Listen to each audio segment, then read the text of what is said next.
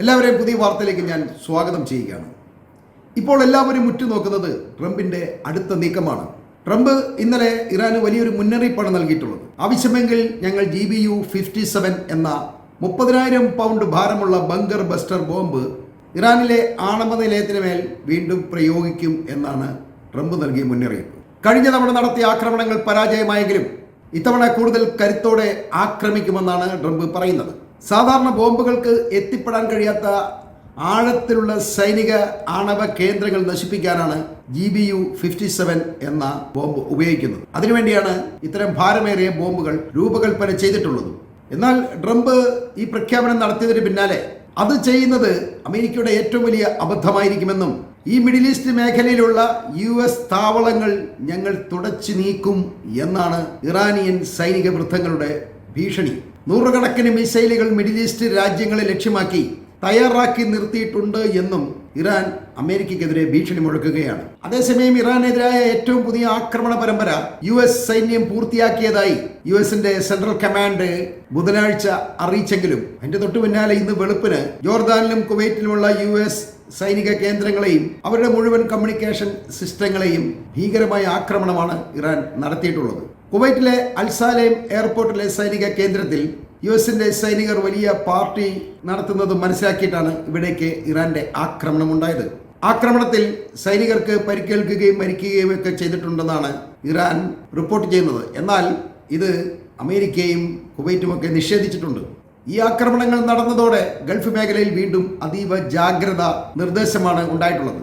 American സൈനിക കേന്ദ്രങ്ങളുടെ സുരക്ഷ ഇപ്പോൾ ശക്തമാക്കിയിട്ടുണ്ട്. വ്യോമ പ്രതിരോധ സംവിധാനങ്ങളെല്ലാം പൂർണ്ണ സജ്ജമാണെന്നാണ് ഇവർ അവകാശപ്പെടുന്നത്. ചില ആക്രമണങ്ങൾ തടഞ്ഞതായി റിപ്പോർട്ടുകൾ ഉണ്ടെങ്കിലും എല്ലാ വിവരങ്ങളും സ്വതന്ത്രമായിട്ട് സ്ഥിരീകരിക്കപ്പെട്ടിട്ടില്ല എന്നുള്ളതാണ് വാസ്തവം. ഇവർക്കെതിരെ പ്രതിരോധിക്കാൻ കഴിഞ്ഞിരുന്നെങ്കിൽ ഈ സൈനിക കേന്ദ്രത്തിന് നേരെ ആക്രമണം ഉണ്ടായി എന്ന് പറയേണ്ടി വരില്ലായിരുന്നു. അവിടെ വലിയ തീയും പുകയും ഒക്കെ ഉണ്ടാകുമ്പോൾ അവിടേക്ക് ആക്രമണം ഏറ്റിട്ടുണ്ട് എന്ന് തന്നെയാണല്ലോ സാധാരണക്കാർ മനസ്സിലാക്കുന്നത്.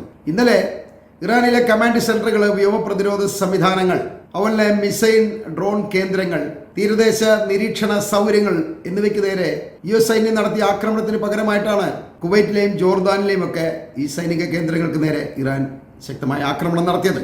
ഹോർമുസ് കടലിലെ ഇറാന്റെ ഏറ്റവും വലിയ തുറമുഖവും പ്രധാന നാവിക കേന്ദ്രങ്ങളും അതുപോലെ റവല്യൂഷണറി ഗാർഡിന്റെ സൗകര്യങ്ങളുമെല്ലാം സ്ഥിതി ചെയ്യുന്ന ബന്ദർ അബ്ബാസിനെ ലക്ഷ്യമിട്ടാണ് ഇപ്പോൾ അമേരിക്ക ആക്രമണങ്ങൾ നടത്തുന്നത്. ഇറാന്റെ തെക്കൻ പ്രദേശങ്ങൾ മാത്രം കേന്ദ്രീകരിച്ചുകൊണ്ട് ഈ ആക്രമണം നടത്തുന്നതിലൂടെ ഹോർമുസിനെ സുരക്ഷിതമാക്കുക എന്ന ലക്ഷ്യമാണ് ട്രംപ് ഉദ്ദേശിക്കുന്നത്. ഹോർമുസിലൂടെ കടന്നു പോകുന്ന കപ്പലുകളെ ഇറാൻ ആക്രമിക്കാതിരിക്കാൻ വേണ്ടിയാണ് ഇവർ ഈ ബന്ദർ അബ്ബാസ് തുറമുഖം മാത്രം കേന്ദ്രീകരിച്ചുകൊണ്ട് ആക്രമണം നടത്തുന്നത്. എങ്കിലും ഹോർമുസിലൂടെ കടക്കാൻ ശ്രമിക്കുന്ന കപ്പലുകളെ ഇറാൻ ആക്രമിക്കുന്നുണ്ട് എന്നുള്ളതാണ് വാസ്തവം. അമേരിക്ക എത്രയൊക്കെ തടഞ്ഞെന്ന് പറഞ്ഞാലും ഒരിക്കലും ഇറാനെ ഈ ഹോർമുസിൽ മറികടക്കാൻ അമേരിക്കൻ സൈന്യത്തിന് ഇന്നേ വരെ കഴിഞ്ഞിട്ടില്ല എന്നുള്ളതാണ് സത്യം. അതുകൊണ്ട് തന്നെ ഈ ഹോർമുസ് വഴിയുള്ള ചരക്ക് ഗതാഗതം വലിയ തോതിൽ കുറഞ്ഞിട്ടുണ്ട്, അല്ലെങ്കിൽ തീർത്തില്ല എന്ന് വേണം പറയാൻ. ഇറാന്റെ നിർദ്ദേശമനുസരിച്ച് അല്ലെങ്കിൽ ഇറാൻ പറയുന്നത് പോലെ അവർക്കുള്ള തുക പൂർണ്ണമായും അടച്ചതിന് ശേഷം മാത്രമേ ഈ കപ്പലുകൾക്ക് അതുവഴി കടന്നു പോകാൻ കഴിയുന്നുള്ളൂ. ഈ കപ്പലുകളെ അമേരിക്കയും കൂടി ഇപ്പോൾ ആക്രമിക്കുന്നത് കൊണ്ട് ആരുടെ കപ്പൽ ആരാണ് ആക്രമിക്കുന്നത് എന്ന് രണ്ടു കൂട്ടർക്കും മനസ്സിലാവുന്നില്ല എന്നുള്ളതാണ് സത്യം. ഇതുകൊണ്ട് കപ്പലുകളെല്ലാം പേടിച്ചിട്ട് ഇപ്പോൾ അതുവഴി പോകുന്നില്ല. അതോടൊപ്പം വീണ്ടും യുദ്ധം രൂക്ഷമാകുമെന്ന സൂചന നൽകിക്കൊണ്ട് 3 ദിവസത്തിനുള്ളിൽ ഇറാനിലെ പാലങ്ങളും പവർ പ്ലാന്റുകളും ആക്രമിക്കുമെന്നാണ് ട്രംപ് മുന്നറിയിപ്പ് നൽകിയിട്ടുള്ളത്. ഇറാന്റെ ആണവ പദ്ധതികൾ അവർ അതിവേഗം മുന്നോട്ട് നീക്കുന്നു എന്ന റിപ്പോർട്ടുകളെ തുടർന്ന് ഈ ആണവ കേന്ദ്രങ്ങൾ സ്ഥിതി ചെയ്യുന്ന പിക്കാക്സ് പർവ്വതം അമേരിക്കയുടെ നിരീക്ഷണത്തിലാണെന്നാണ് ട്രംപ് അവകാശപ്പെടുന്നത്. അതുകൊണ്ടാണ് അവിടെ ഏതെങ്കിലും വിധത്തിലുള്ള ഒരു നീക്കങ്ങൾ ഞങ്ങളുടെ ശ്രദ്ധയിൽപ്പെട്ടാൽ അവിടേക്ക് GBU ബോംബർ ഉപയോഗിക്കുമെന്നാണ് ട്രംപ് ഭീഷണിപ്പെടുത്തുന്നത്. അതുകൊണ്ടാണ് നമ്മൾ ആദ്യം പറഞ്ഞത് ഈ ആണവ കേന്ദ്രങ്ങൾക്ക് നേരെ ട്രംപ് ആക്രമണം നടത്താൻ സാധ്യതയുണ്ട് എന്ന്. എന്നാൽ അമേരിക്കയുടെ കണ്ണിൽപ്പെടാതെ ഇറാൻ ഇപ്പോഴും അവിടെ നല്ല രീതിയിൽ തന്നെ പ്രവർത്തനങ്ങൾ നടത്തുന്നുണ്ട് എന്നുള്ളതാണ് സത്യം. ശരിക്കും ഉമ്മാർ തമ്മിൽ ഇങ്ങനെ അടിക്കുന്നതോടെ ഇതിൽ പെട്ടുകിടക്കുന്നത് പ്രവാസികളാണ്.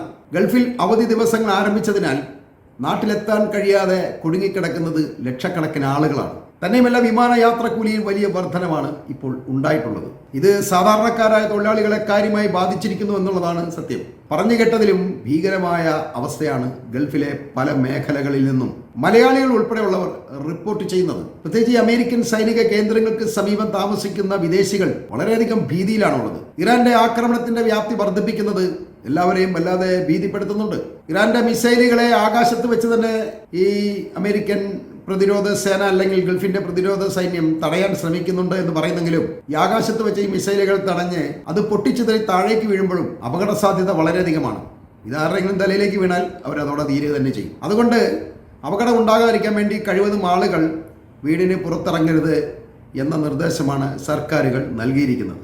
ഇപ്പോൾ ഈ കുവൈറ്റിലും ബഹ്റൈനിലുമൊക്കെ ഉള്ള ആളുകളുടെ അവസ്ഥയാണ് ഇതിനേക്കാൾ കഷ്ടം. ഈ രാജ്യങ്ങളിലെ വിമാനത്താവളങ്ങളുടെ പ്രവർത്തനങ്ങളിൽ വലിയ തടസ്സമാണ് ഇപ്പോൾ നേരിട്ടിരിക്കുന്നത്. പല വിമാനങ്ങളും വഴിതിരിച്ചു വിടുകയോ അതല്ലെങ്കിൽ സർവീസുകൾ റദ്ദാക്കുകയോ ചെയ്യുന്നുണ്ട്. ശരിക്കും പറഞ്ഞാൽ ഒരു യാത്ര അടിയന്തരാവസ്ഥ നിലനിൽക്കുന്നുണ്ട് എന്ന് വേണം പറയാൻ. പറന്നുയർന്ന വിമാനത്തിന് പോലും ചിലപ്പോൾ തിരിച്ചിറങ്ങേണ്ട ഗതികേടാണ് റിപ്പോർട്ട് ചെയ്യുന്നത്. എന്തായാലും വിദേശികൾക്ക് നാട്ടിൽ വരണമെങ്കിൽ ഇച്ചിരി ബുദ്ധിമുട്ടുണ്ട് എന്നുള്ള കാര്യമാണ് യാഥാർത്ഥ്യം. ഇപ്പോൾ സൗദിയിലും UAE ഒക്കെ ഉള്ള ആൾക്കാർക്ക് അത്ര വലിയ പ്രശ്നങ്ങളൊന്നുമില്ല കേട്ടോ. കുവൈറ്റിലും ബഹ്റൈനിലുമാണ് ഏറ്റവും അധികം പ്രശ്നം. ഖത്തറിലും വലിയ കുഴപ്പമില്ല. എന്നാൽ ഈ രണ്ട് രാജ്യങ്ങളെയാണ് ഇറാൻ ഇപ്പോൾ നോട്ടമിട്ടിരിക്കുന്നത്. UAE കുറെ കാശ് കൊടുത്തത് കാരണം UAEയുടെ നേരെ ഇപ്പം ആക്രമണം ഇറാൻ നടത്തുന്നില്ല.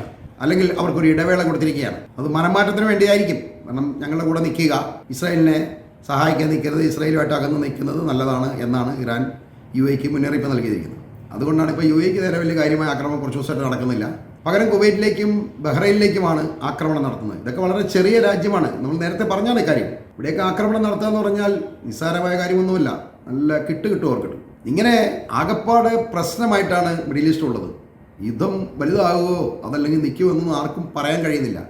ഓരോ ദിവസവും ഈ രണ്ട് കൂട്ടർക്കും തോന്നുന്നതാണ് അവിടെ സംഭവിക്കുന്നത്. ട്രംപ് ഇങ്ങനെ രണ്ടെണ്ണം അടിക്ക് തലയ്ക്ക് വെളിവില്ലാതായി കഴിയുമ്പോൾ അയക്ക് തോന്നും നേരെ കൊണ്ട് ഇറാനെ 4 ബോംബിട്ടേക്കാം, അയാളവിടെ കൊണ്ടിടും, ഇറാൻ 10 തിരിച്ചിങ്ങോട്ടിടും. ഇങ്ങനെയാണ് ഇപ്പം നടന്നുകൊണ്ടിരിക്കുന്നത്. ഇത് അനുഭവിക്കുന്നത് മുഴുവൻ ഈ മിഡിൽ ഈസ്റ്റ് രാജ്യങ്ങളാണ്. അവർ പറഞ്ഞിട്ടൊന്നുമല്ല ട്രംപ് ചെയ്യുന്നത്. അയാളുടെ സ്വന്തം ഇഷ്ടം. അയാൾക്ക് തലയ്ക്ക് ഈ ലഹരി മൂക്കുമ്പോഴാണ് യുദ്ധം ആരംഭിക്കുന്നത്. ഇതാണിപ്പം ഇവിടെ ഗൾഫിലെ ശരിയായ അവസ്ഥ. അതായത് യുദ്ധം നിയന്ത്രിക്കുന്നത് മദ്യമാണ് എന്ന് പറയേണ്ടതുണ്ട്. അല്ലാതെ ഇയാൾക്ക് ഇങ്ങനെ ചെയ്യാൻ പറ്റുമോ? പകലൊന്നും ആക്രമിക്കുന്നില്ല, അതാ ഏറ്റവും രസം. രാത്രിയായി പണി തുടങ്ങുന്നു. ഇങ്ങനെ യുദ്ധം രൂക്ഷമാകുന്ന സാഹചര്യം ഉണ്ടാകുമ്പോൾ സിറിയയിൽ നിന്നും ലെബനനിൽ നിന്നും ഇസ്രായേൽ അവരുടെ സൈനികരെ ഉടൻ പിൻവലിക്കണമെന്ന് ട്രംപ് ഇന്ന് നടത്തിയ ഫോൺ സംഭാഷണത്തിലൂടെ നെതന്യാഹുവിനോട് പറഞ്ഞതായിട്ട് US ഇസ്രായേൽ സൈനികരെ ഉദ്ധരിച്ചുകൊണ്ട് ആക്സിയോസ് റിപ്പോർട്ട് ചെയ്യുന്നുണ്ട്. ഈ സിറിയയുടെയും ലെബനന്റെയൊക്കെ പ്രദേശത്ത് ഇസ്രായേൽ സൈന്യം ഇപ്പോഴും തുടരുന്നത് ഇറാനെ പ്രകോപിപ്പിക്കാനും അത് ഇസ്രായേലിന് നേരെ ആക്രമണം നടത്താനും അവരെ പ്രേരിപ്പിക്കുമെന്നാണ് ട്രംപ് നെതന്യാഹുവിനോട് പറയുന്നത്. അതുകൊണ്ട് യുദ്ധം രൂക്ഷമാകാതിരിക്കാനും ഇറാനെ ശാന്തരാക്കാനും ഈ രാജ്യങ്ങളിൽ നിന്നും ഇസ്രായേൽ അവരുടെ സൈന്യങ്ങളെ പിൻവലിക്കുന്നതാണ് ഏറ്റവും നല്ലത് എന്നാണ് ട്രംപ് നെതന്യാഹുവിനോട് പറയുന്നത്. സൈന്യം പിന്മാറുന്നത് കൂടുതൽ കുഴപ്പമാകില്ലേ എന്ന നെതന്യാഹുവിന്റെ ചോദ്യത്തിന് അവർക്ക് നിങ്ങളെ അവിടെ വേണ്ട, അതുകൊണ്ട് പെട്ടെന്ന് പിന്മാറിക്കൂ എന്നാണ് ട്രംപ് പറയുന്നത്. അവിടെ നിന്ന് വെറുതെ തല്ലുമടിച്ച് ചാകണ്ട, സ്ഥലം വിട്ടു. ഈ സമയത്ത് 4 സൈഡിൽ നിന്നും അടി വന്നു കഴിഞ്ഞാൽ പിടിച്ചു നിൽക്കാൻ കഴിയില്ല എന്നാണ് ട്രംപ് നെതന്യാഹുവിനെ ഉപദേശിക്കുന്നത്. എന്നാൽ ഇങ്ങനെ റിപ്പോർട്ട് പുറത്തു വന്നതോടെ ഇത് ഞങ്ങളെ അത്ഭുതപ്പെടുത്തിയിട്ടുണ്ടെന്നും ഇങ്ങനെ ട്രംപുമായിട്ട് നെതന്യാഹു ഫോൺ സംഭാഷണമൊന്നും നടത്തിയിട്ടില്ല എന്നുമൊക്കെയാണ് ഇസ്രായേലിന്റെ സൈനിക വൃത്തങ്ങൾ അല്ലെങ്കിൽ IDF അതിനെക്കുറിച്ച് പറയുന്നത്. ഇവന്മാർ പിന്നെ ഈ സ്ഥിരം കള്ളം പറയുന്നത് കൊണ്ട് ആരും ഇക്കാര്യം കാര്യമായിട്ട് എടുത്തിട്ടില്ല. കാരണം പറഞ്ഞത് തന്നെയാണ്. തന്നെയുമല്ല, ഇപ്പോഴത്തെ ഇസ്രായേലിന്റെ രാഷ്ട്രീയ സാഹചര്യത്തിൽ ട്രംപിന്റെ നിർദ്ദേശത്തെ അനുസരിച്ചുകൊണ്ട് ഇസ്രായേൽ ചിലപ്പോൾ ഈ രാജ്യങ്ങളിൽ നിന്നും സൈന്യത്തെ പിൻവലിക്കാൻ സാധ്യതയുണ്ട് എന്നും ചില സൈനിക കേന്ദ്രങ്ങൾ പറയുന്നുണ്ട്. എന്തായാലും അടുത്ത ദിവസം ഈ പ്രദേശങ്ങളിൽ നിന്നും ഇസ്രായേൽ സൈന്യത്തെ പിൻവലിച്ചു കഴിഞ്ഞാൽ അത് ഇറാനെ ഭയന്നാണെന്ന് തന്നെ നമ്മൾ മനസ്സിലാക്കേണ്ടതുണ്ട്. ഈ വാർത്തകൾ ഞാനിവിടെ അവസാനിപ്പിക്കുന്നു.